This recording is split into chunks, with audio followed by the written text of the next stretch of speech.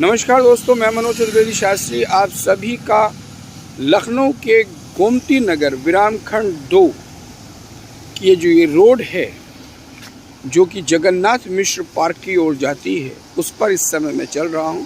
आपका स्वागत करता हूं चांदपुर संदेश चैनल के कार्यक्रम गुस्ताखी माफ में। दोस्तों, पिछले तकरीबन 5 दिन से 3 या 5 दिन से मैं लखनऊ हूँ। इससे पहले मैं वाराणसी में था और वाराणसी में मैंने कई शीर्ष स्तर के अधिकारियों से मुलाकात की थी वहाँ पर। अब लखनऊ हूँ और लखनऊ में मेरी लगातार बातचीत शीर्ष स्तर के अधिकारियों, बड़े मीडिया चैनल्स के पत्रकारों, संवाददाताओं और इसके अतिरिक्त कई पार्टीज़ के वरिष्ठ नेताओं से बातचीत और उनके प्रवक्ताओं से मेरी बातचीत लगातार टेलीफोन पर या फेस टू फेस हो रही। अभी तक जो लब्बो लुभाव निकल के आया है, एक बार फिर से दोहरा दे रहा हूं कि चुनाव निश्चित समय में होंगे, बहुत अंतर नहीं आएगा, 15 दिन इधर या फिर 15 दिन उधर। बहरहाल दिसंबर के फर्स्ट वीक तक चुनाव हो जाएंगे, ऐसे यहाँ से लगातार और स्पष्ट संकेत हमें मिले। दूसरी बात यह है कि इस समय जो सबसे अगर आप चहल पहल देखेंगे तो वो समाजवादी पार्टी के कार्यालय पर है या फिर भारतीय जनता पार्टी के कार्यालय पर है। हम उन प्रत्याशियों की बात कर रहे हैं, उनके समर्थकों की बात कर रहे हैं, उनके शुभचिंतकों की बात कर रहे हैं जो आने वाले नगर पालिका, नगर निगम या फिर नगर पंचायतों के चुनाव में अपनी दावेदारी के लिए टिकट की तमन्ना रखते हैं। वो तमाम लोग आपको यहाँ वहाँ उनके शुभचिंतक आपको घूमते घूमते मिल जाएंगे। हालांकि कोई बहुत ज़्यादा भीड़ भड़का नहीं है, क्योंकि अभी तक जब तक सीट डिक्लेरेशन नहीं होता है कोई भी पार्टी किसी के भी टिकट पर विचार नहीं करेगी, सिर्फ बायोडाटास कलेक्ट किए जा रहे हैं। ये हम पहले भी आपको बता चुके हैं। दूसरी बात जो सबसे इम्पॉर्टेंट चीज़ है वो ये है कि चांदपुर क्षेत्र से जो सबसे ज़्यादा नाम मेहनत के दृष्टिकोण से आ रहा है वो आ रहा है हाजी मोहम्मद नफीस का।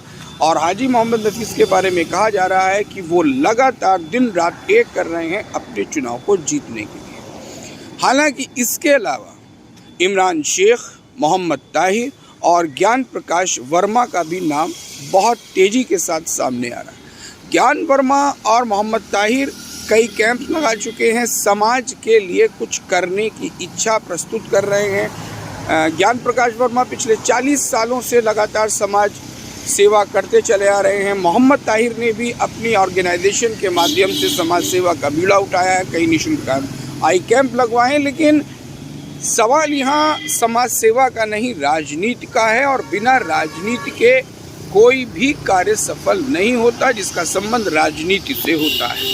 चुनाव राजनीति से जीता जाता है, समीकरणों से जीता जाता है, जाति से जीता जाता है, बिरादरी से जीता जाता है और साम दाम दंड भेद की राजनीति से जीता जाता है। केवल समाज सेवा से आप राजनीति को प्रभावित नहीं कर सकते। समाज सेवा एक आवरण हो सकता है, परंतु मुख्य जो किरदार है वो राजनीति का है। तो फिलहाल राजनीति के दृष्टिकोण, राजनीतिक दृष्टिकोण से देखें तो उसमें मोहम्मद इमरान शेख और हाजी मोहम्मद नफीस प्रमुख नाम आ रहे हैं, जो वास्तव में राजनीतिक दृष्टिकोण से अपने चुनाव की तैयारियां कर रहे हैं। और दूसरी तरफ पुराने चेहरों में डॉक्टर मुनीर खालिद साहब हैं, शेरबाज पठान साहब हैं और मोहम्मद अरशद साहब हैं। जहां तक भारतीय जनता पार्टी की बात करें तो भारतीय जनता पार्टी के टिकट के बारे में भी हम आपको बड़ा स्पष्ट कर दें कि चांदपुर के अंदर इस समय जो हमने देखा, यहाँ पर बातचीत भी की। हालांकि यहाँ के लोग चांदपुर को नहीं जानते, उन्हें बहुत ज़्यादा समझाना पड़ता है। वो तो बिजनौर को भी नहीं जानते, वो तो लखनऊ के करीब में एक बिजनौर पड़ता है, वो उसे बिजनौर समझते हैं। जब उन्हें बताना पड़ता है कि ज़िला बिजनौर की बात कर रहे हैं तब कहीं जाके उनकी समझ में आता है। यहाँ कोई नहीं जानता कि विकास गुप्ता और रॉकी साहब कौन है या अरविंद पप्पू साहब कौन है। इक्का दुक्का कोई नेता जो है जिनसे डायरेक्ट संबंध इन लोगों के होंगे वो भले ही जानता हो, अदरवाइज़ यहाँ भारतीय जनता पार्टी के कार्यालय में आप घूमें और किसी को बताएं तो वो चांदपुर को नहीं जानता, तो वो विकास गुप्ता और फ्रॉकी या पप्पू साहब को क्या जानेगा। तो इसलिए, लेकिन जहाँ तक हमने एक आकलन लिया लोगों से बातचीत करके कि भाई क्या पॉलिसी हो सकती है भाजपा की, जिसको कोई डिस्क्लोज नहीं करता, भाजपा की पॉलिसीज़ को कोई जल्दी से डिस्क्लोज करता नहीं, तो हमें थोड़ा सी एक आशंका है, थोड़ा सा एक मन में विचार है कि शायद भारतीय जनता पार्टी इस बार कोई रिस्क नहीं लेगी। अब वो रिस्क क्या नहीं लेगी, यानी कि क्या वो अरविंद पप्पू साहब को इसलिए टिकट नहीं देगी क्योंकि वो लगातार चुनाव हारते चले जा रहे हैं, ये भी एक रिस्क है।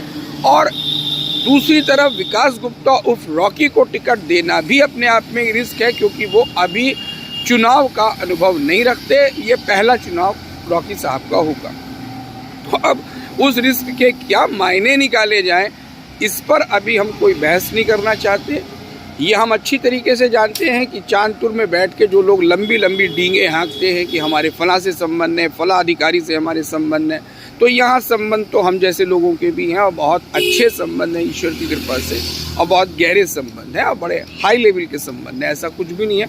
लेकिन इसका मतलब ये नहीं कि मनोज शास्त्री साहब चुनाव लड़ें तो मनोज शास्त्री को चुनाव का टिकट मिलेगा, तो ऐसा कुछ भी नहीं है। यहाँ संबंधों की कोई बहुत बड़ी कीमत नहीं होती है। फ़ोटो खिंचवाने के लिए तो आप श्री योगी आदित्यनाथ जी के पास भी चले जाइए तो वो मना आपको नहीं करेंगे, लेकिन जब बात टिकट की आती है तो शायद वो आपसे बात भी नहीं करेंगे। प्रदेश अध्यक्ष बदल चुके हैं, भूपेंद्र चौधरी साहब प्रदेश अध्यक्ष बन चुके हैं, इसका बहुत बड़ा असर पड़ने वाला है और निश्चित रूप से प्रदेश अध्यक्ष का बहुत बड़ा रोल रहेगा टिकट में। खैर, तो अब कुल मिला के कोई भी वहाँ बैठ के, चाहे वो समाजवादी पार्टी का हो चाहे भाजपा का हो, कितने भी बड़े दावे ठोकता रहे, उसकी सही स्थिति आपको यहाँ पर मिल जाएगी। आइए हम आपको बता देंगे कि वो धरातल पे कहाँ पर है। वो चाहे उसके संबंध वो अपने माननीय मुख्यमंत्री श्री योगी आदित्यनाथ से बताए या फिर वो प्रधानमंत्री श्री योगी मोदी जी से बताए, कोई फ़र्क नहीं पड़ने वाला, कोई नहीं सुनता है। यहाँ सब अपने संबंध वहाँ बैठ के बताते रहे, यहाँ के धरातल पे पता चलता है जब अखबार पे लेट के सोते हैं, सब पता है अच्छी तरीके से।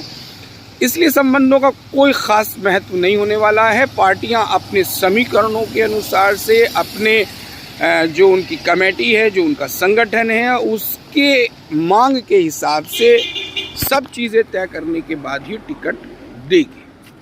अब एक और चीज़ हम यहाँ पर स्पष्ट कर दें, बहुत स्पष्ट क्लियरली कर दें, क्योंकि ये बहुत बड़ा दिक्कत आने वाले समय में चांदपुर क्षेत्र के लोगों को हो सकती है कि दरअसल दिक्कत क्या है कि यहाँ ये माना जा रहा है क्षेत्र के अंदर, ख़ास तौर से लखनऊ की अगर हम बात करें, कि चुनाव जो हैं वो निर्धारित समय पर होंगे।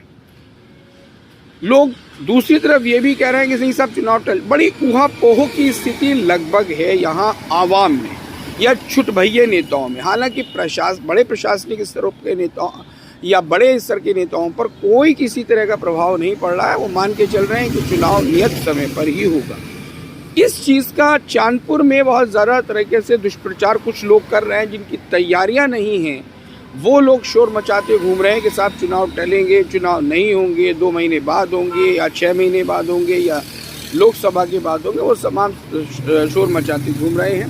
तो जो प्रतिनिधि, जो प्रत्याशी, जो संभावित उम्मीदवार चुनाव की तैयारी कर रहे हैं, हम उन लोगों को, तमाम लोगों को सलाह देना चाहेंगे, बिल्कुल कड़ी मेहनत के साथ आप डटे रहिए, किसी के बहकावे में आने की ज़रूरत नहीं है। कोरोना जैसी, भगवान न करे, ईश्वर न करे, कोई महामारी आ जाती है या कोई इस तरह का बड़ा कोई कांड होता है जिसकी वजह से किन्हीं कारणों से चुनाव टालना पड़े, तो संभवतया ऐसा हो सकता है। अन्यथा आप अपनी मेहनत को पूरी जिम्मेदारी के साथ करते रहिए, लगे रहिए ईमानदारी के साथ, आवाम का दिल जीतिए, बिल्कुल अपने कदम पीछे मत हटाइए, ज़रा से भी लापरवाह मत होइए। ईमानदारी की बात, चुनाव सही समय पर होंगे। किसी माई के लाल में दम नहीं है जो वो चुनाव हटवा दे या हटा दे। घर बैठ के गाल कोई भी बजाता रहे, कितने भी बजाता रहे, उससे किसी की सेहत पर फर्क नहीं पड़ने वाला है। टिकट का जो वितरण होगा वो 3 दिन या संभवतया नामांकन की रात को होगा भाजपा जैसी पार्टियों का। इसलिए अगर कोई ये शोर मचा रहा है कि टिकट मुझे मिलेगा, मेरे फलां से बात हो चुकी है, यहाँ किसी की किसी से कोई बात नहीं है, ना कोई सुनने वाला। भाजपा में तो बिल्कुल भी नहीं सुनेगा। समाजवादी पार्टी भी इस बार थोड़ा कड़ा रुख अख्तियार करेगी इसलिए किसी के दावे पर कोई यकीन नहीं है। जहाँ तक बसपा का सवाल है, सब कुछ ठंडा है बसपा में। आम आदमी पार्टी में इक्का दुक्का आदमी कोई दिखाई दे जाता है। कांग्रेस में वही सब पुराने चेहरे हैं जिनसे हम पहले से मिलते चले आ रहे हैं, कुछ भी नया नहीं है। इसलिए बिल्कुल निश्चिंत होइए, चुनाव की तैयारी कीजिए। हार्दिक शुभकामनाओं के साथ लखनऊ से मैं Manoj Chaturvedi Shastri. Thank you very much.